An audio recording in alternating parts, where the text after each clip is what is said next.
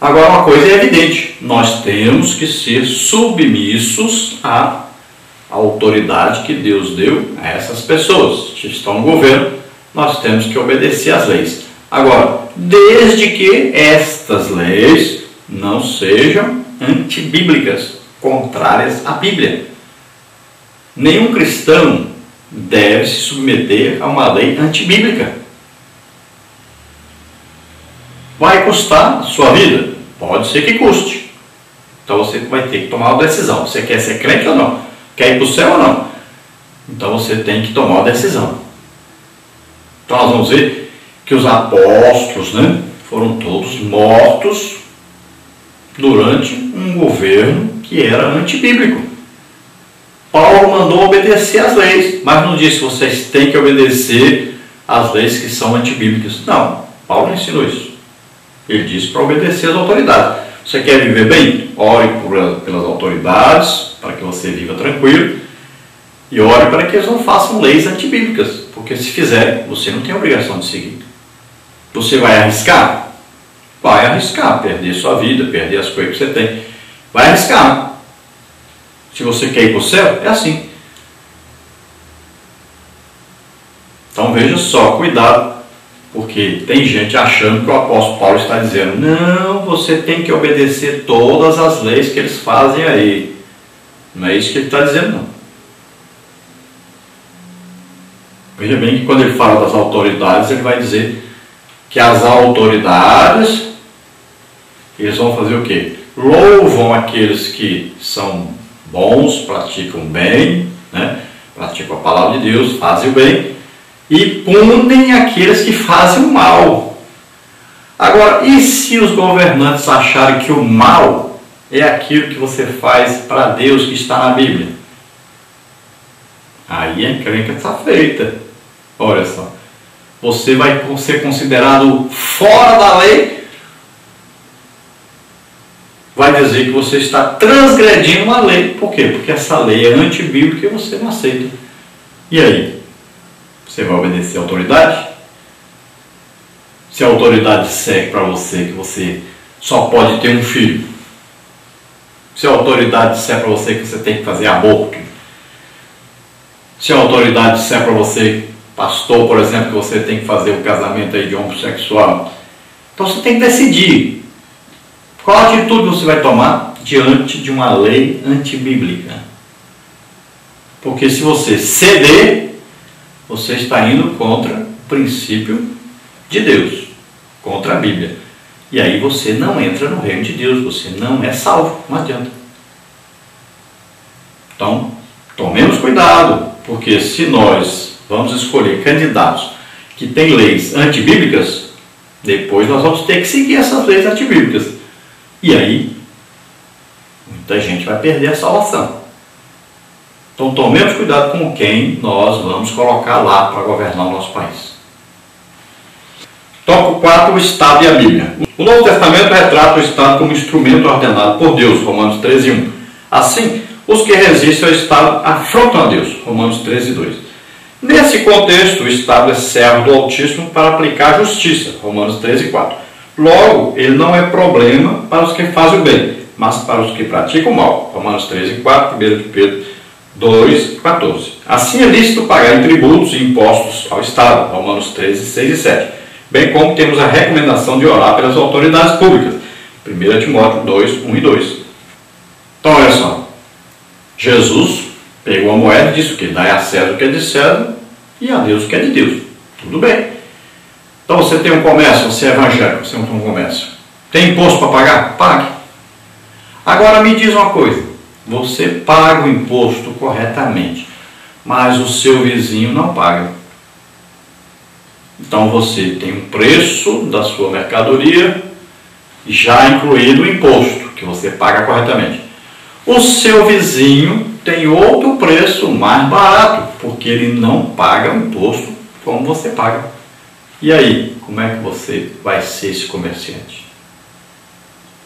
Aí a maioria dos cristãos tomam a decisão: eu também não vou pagar o imposto para mim poder ter preço para concorrer com o meu vizinho. E aí você está no pecado. Olha só como é que é a coisa. E assim são nas diversas coisas dentro da sociedade. Veja só. O meu vizinho compra mercadoria lá do Paraguai, não sei de onde, e traz. Então o preço dele é melhor do que o meu, porque eu compro aqui dentro do Brasil. Então eu agora vou comprar lá também. Escondido, trazer escondido, né? Olha só. Então você está vivendo em pecado. Dinheiro para você é mais importante que a salvação. E assim em todas as áreas. Então o político está lá. Esse político aqui, ele assina aí os projetos, concorda com tudo que o partido manda, e ele está se dando bem. Tem milhões aí em contas na Suíça e por todo lado.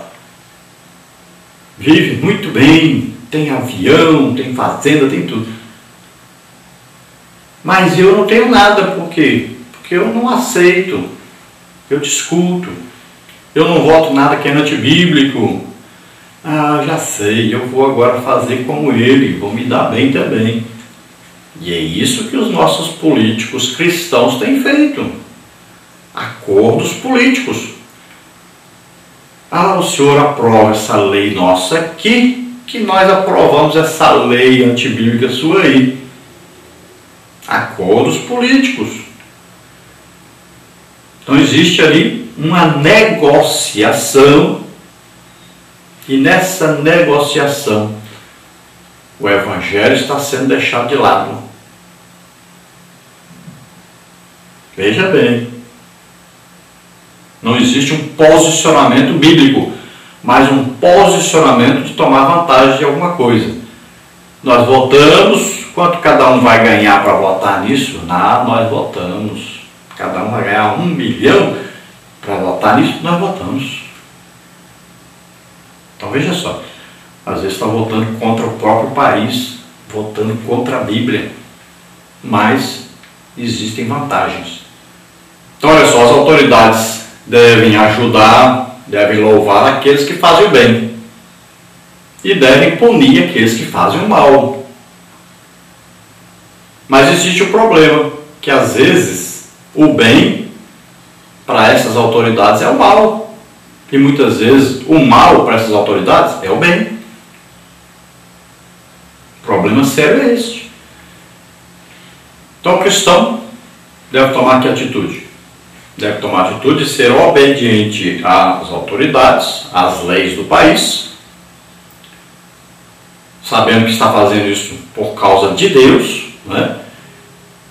Agora, desde que isso não fira a palavra de Deus, que é a Constituição superior a todas as constituições, que é a palavra de Deus, a Bíblia.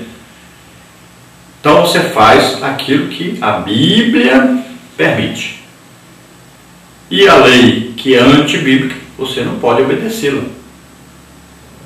Arriscando, é claro, sua posição social, as coisas que você tem, arriscando até sua própria vida. Você que vai ter que tomar decisão. Não esquecendo jamais de orar pelas autoridades. Você quer viver bem? Ore pelas autoridades para que elas não façam leis injustas, leis contrárias à palavra de Deus, que não queiram obrigar, exigir que as pessoas cumpram leis que são contrárias à palavra de Deus. Parte 2, a separação do Estado da Igreja, uma herança protestante. Então o conceito de Estado laico é compreendido como a separação entre o Estado e a Igreja. Significa que um não pode interferir nas atividades do outro e vice-versa.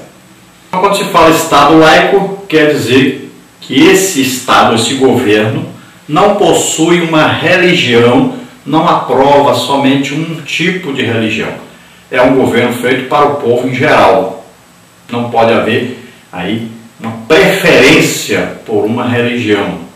Então, nessa parte 2, a separação do Estado da Igreja, uma herança protestante, nós temos aí tópico 1, a união entre a Igreja e o Estado.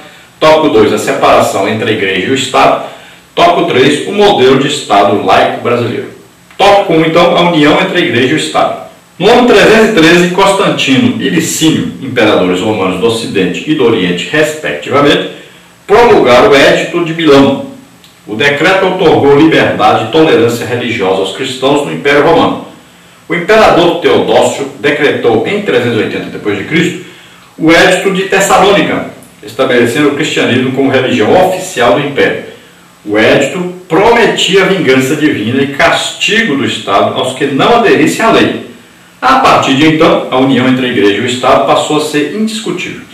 A exemplo da deformação da nação de Israel, o início dessa união trouxe até benefícios, mas em seguida essa mistura foi trágica. 1 Samuel 10:1, confere com 8, 10 a 19. Então olha só, quando existiu então a união entre a Igreja e o Estado, no início foi bom, por quê? Não houve mais do que aquela perseguição que havia antes. Mas isso foi o quê? Uma arma satânica, na verdade. Por quê? A religião unida com o Estado trouxe o poder do Estado sobre a Igreja. E o Estado era corrupto, era idólatra, trouxe tudo que não prestava e colocou dentro da Igreja. Passou-se a permitir espiritismo,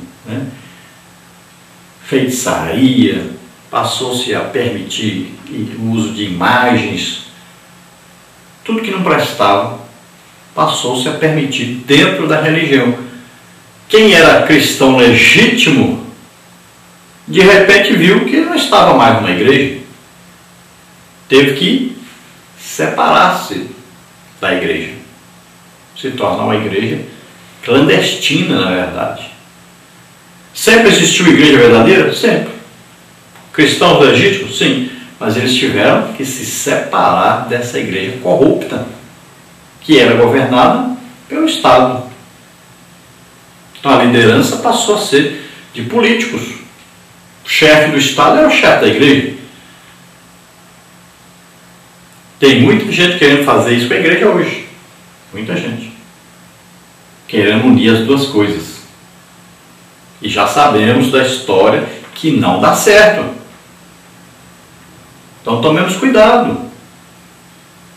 Nós estamos aí indo para esse engodo, esse engano. Estamos sendo levados, carregados, como ovelhas ao matadouro. Cuidado com isso.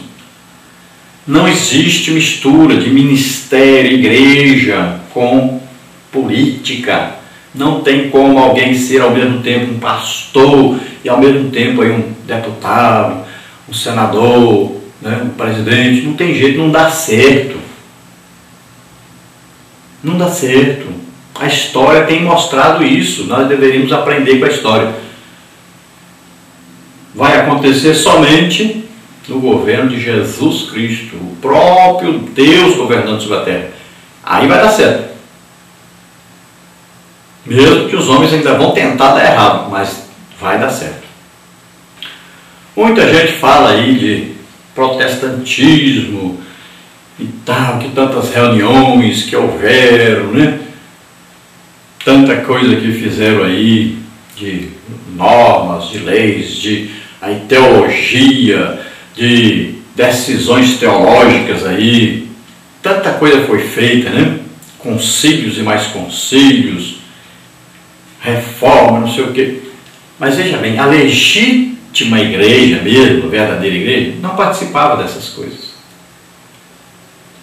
A verdadeira igreja continuava fiel a Deus, cheia do Espírito Santo, pregando o Evangelho, ganhando almas, vivendo oprimida, perseguida.